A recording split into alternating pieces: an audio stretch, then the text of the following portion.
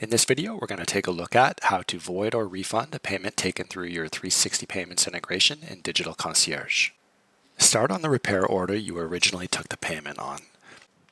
Under RO Details, select the credit card icon next to Payments.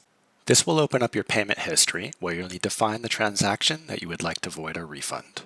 Note that void is for a transaction still in the terminal, meaning your terminal has not batched, while refund is for after the terminal has batched.